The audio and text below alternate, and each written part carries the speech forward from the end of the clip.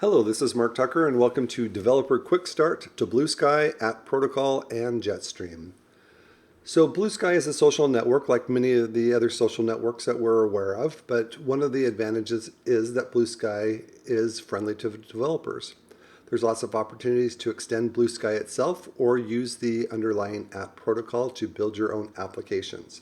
So we're going to go ahead and jump right in and just jump into the action, see what things are happening with the kind of under the hood with the architecture, and then we'll go back and explain things.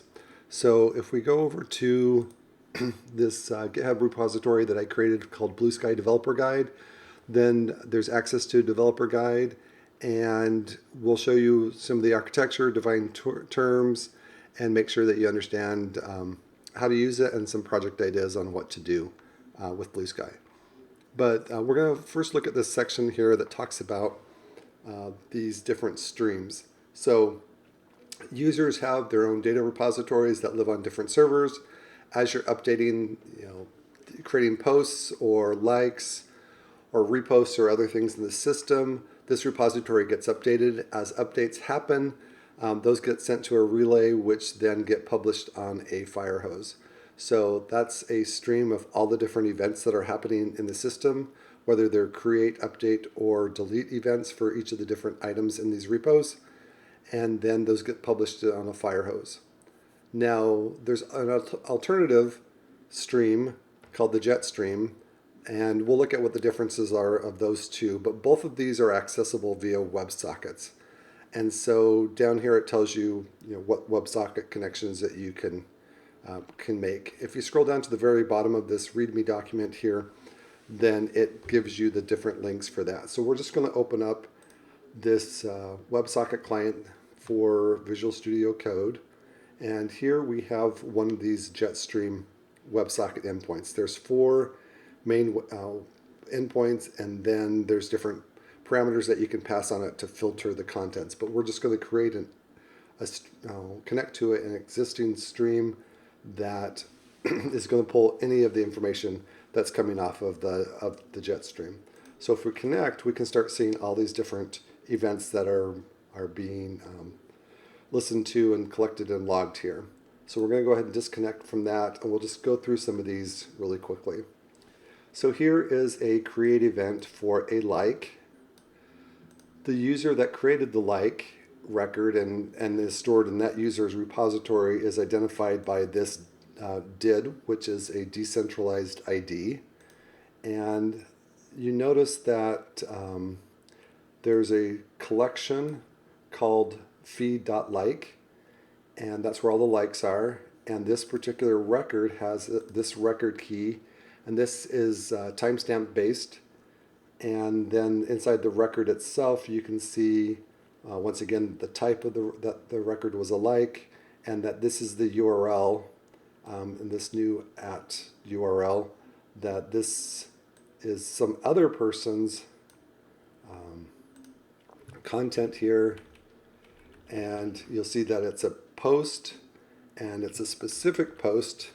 And so in this person's repository, there's a like record pointing to a post record in somebody else's repository.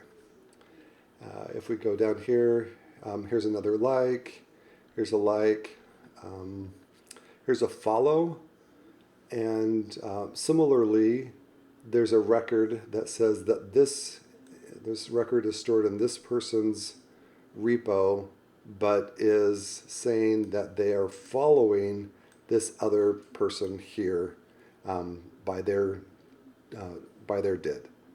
Now, what you'll notice is that depending on the different type here, then this record structure is different. So in the case of a follow, there's a subject.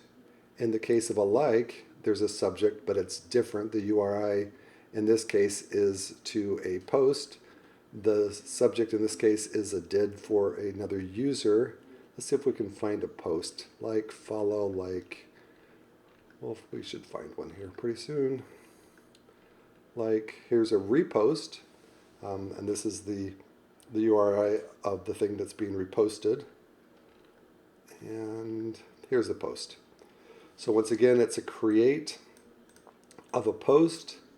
And if you look at the record, then the information that's inside the record, you'll see that there's some text. Oh, this is in a different language. And you'll see that there's some facets. So it's got different parts of that message. There's a video associated with it, and there's a blob.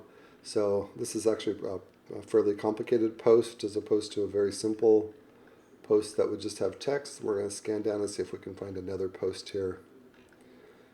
And the important thing is that this Jetstream is listening to every event for every user of any type on the system, and that's what we're logging here. We'll go down a little bit farther, see if we can just find a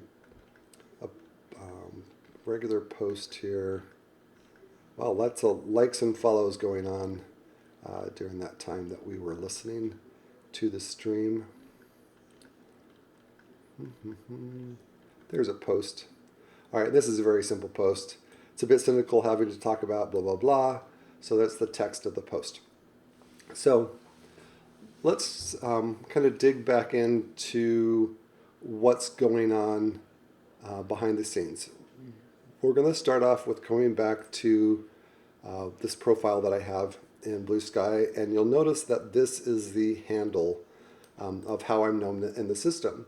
Now, this is something, this handle can be one that you use that Bluesky makes available to you, but one of the advantages of Bluesky is that you can bring your own URL. Like if you have a website, a custom domain, even if you have like a GitHub, repository, something that you want to use as your custom handle, you can do that. And over time, you can change your handle from one thing to another thing. But behind the scenes, everything maps to a distributed or a decentralized ID, a DID. So if we go ahead and grab this handle, this is one of the API endpoints that Bluesky makes available, bluesky.social xrbc. This path, the resolve handle, and it accepts a query string of handle, and that's social media. That's the handle that I showed you just from the social site there. If we execute that get request, then it's going to tell me what my DID is. So my DID is blah blah blah ends in UUIG. So behind the scenes, that is the thing that everything is tied to. There's a tool called @protobrowser.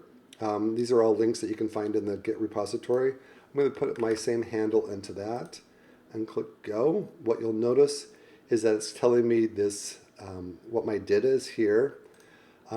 Every user, every distributed or decentralized ID,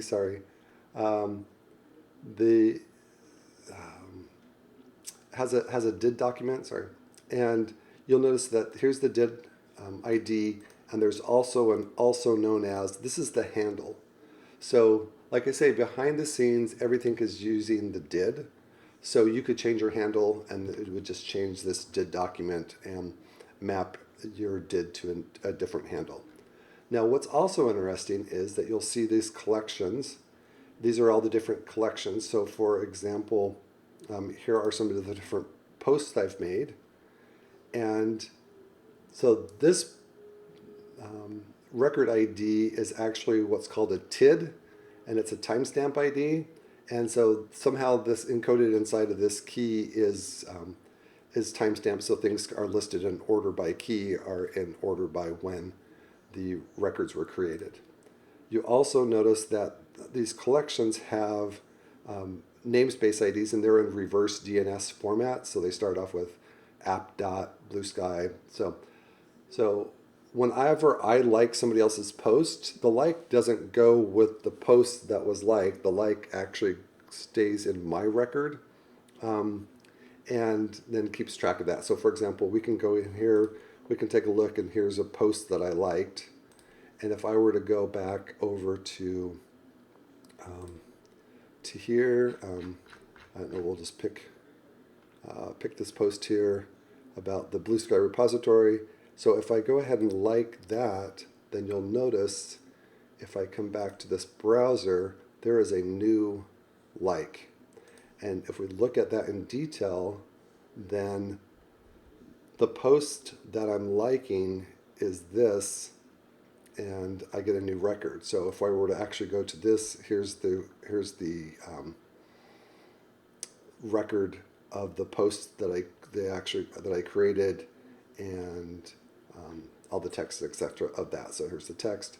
So that kind of, in a way, if you think about how the web works, where the web hosts web pages, then this is kind of the basis of the architecture behind the app protocol, is that every record in the system is hosted at some location. So notice that this one ends in 2C. That was the like I just did.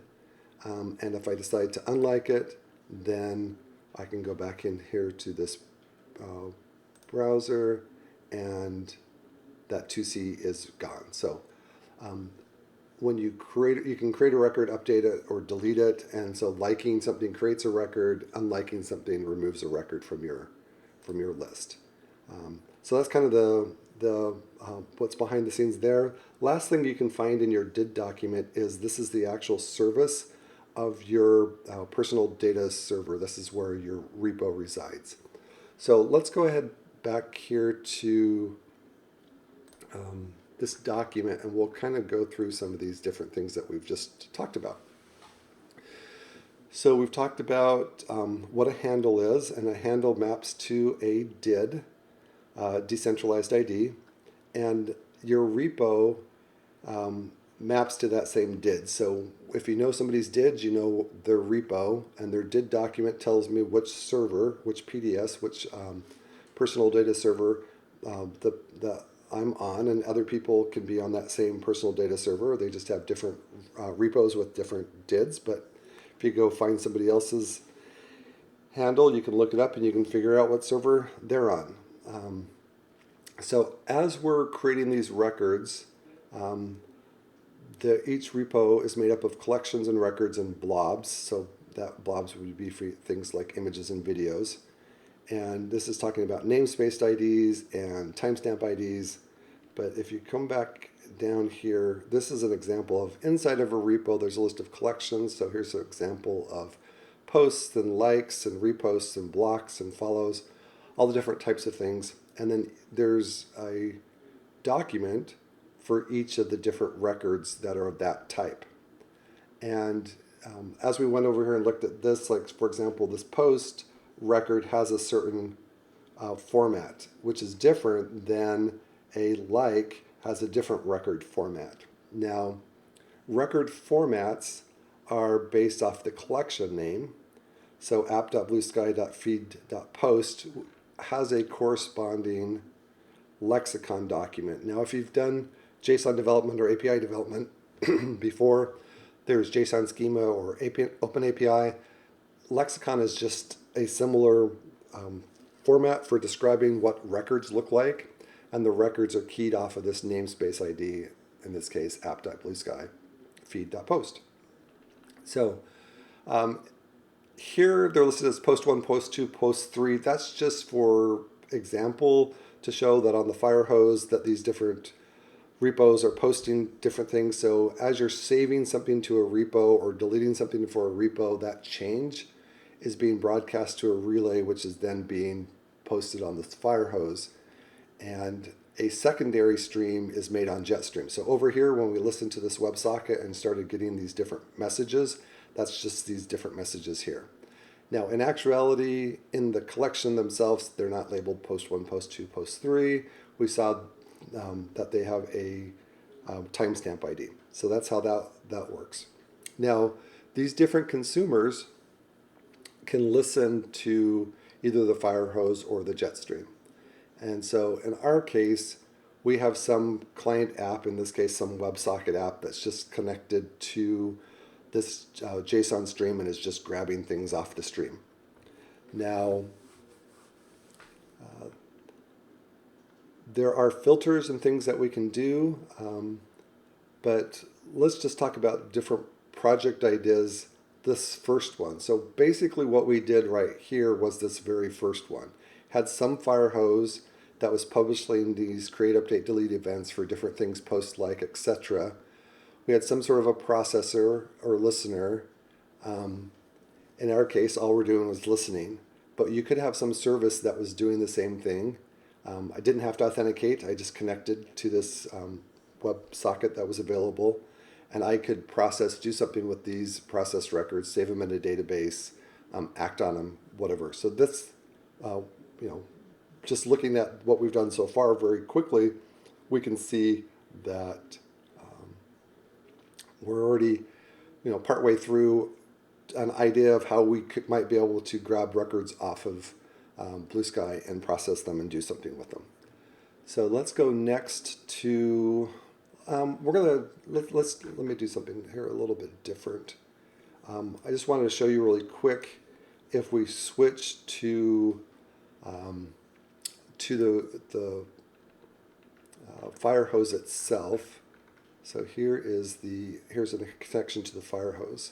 I just want to show you, there's differences between Firehose and Jetstream and why you might use one or the other. But let's go ahead and take a look at listening to the Firehose. So you notice I'm getting all of these things that I'm listening to, but instead of nice friendly messages, I'm seeing received blah, blah, blah, blah, blah, blah. So that is one of the differences between the two, is that if you notice the format here of the Firehose, it's CBOR, which is Concise Binary Object Representation. So it's one of the reasons why I'm presenting Jetstream for getting started. Just even learning the system, Jetstream is going to be a little bit easier to get started with, and you'll be able to just start seeing the records off the bat. There are libraries that can help you if you want to use the Firehose for something as opposed to the Jetstream, but there are some nice advantages to the Jetstream if they mate your cases. So whereas Jetstream is just JSON like we saw before. Now there's also filtering that we can use, and there's some examples here, but let's go to the bottom of this document here. So one of the filters that you can do on Jetstream is you can have one or more query string parameters for wanted DIDs. So this would be the different data IDs. So you could filter and say, I only want to watch my own changes to my own repo or changes to these 3 repos. And so you would create one of these wanted DID query string variables, one for each of the DIDs you want to listen to. Another thing that you can do is there is this ability to filter just by certain collections. So just like wanted DIDs with wanted collections, you could have multiple of these wanted collection query string values. And you say, I only want to listen to posts, or I want to only listen to likes. So that's kind of that. Here's the more complicated example. It's got 2 wanted collections for listening to posts and likes, and then for a specific DID. So we're going to go ahead and grab this one. And we're going to go ahead and start to listen to that, but we have to go back to this DID document and go ahead and get the DID. So copy the link text here, and we'll go back. So here, so DID PLC. PLC stands for placeholder, by the way. So I think we've got everything listening, so we're going to clear the log, and we're connected, and we're listening for any changes to my, my profile in the app. So we're going to come back here, and let's create a new hello devs, welcome to @proto, and we're going to go ahead and post that. So if we flip back to our client, here we go. Here's my UUIG. So this is me posting a create of a post, and this is the content of our post. And I can go back to here and decide that I want to like that. Let's see, go to profile. And I can go ahead and like that and come back and see now that I have two records here that I listened for. Here's the like, and this was the ID of the post, 31, ends in 2N, and you can see here is the URL. So my login that ends in UUIG. The path includes the type of the post, and this includes ends in 2F, right? So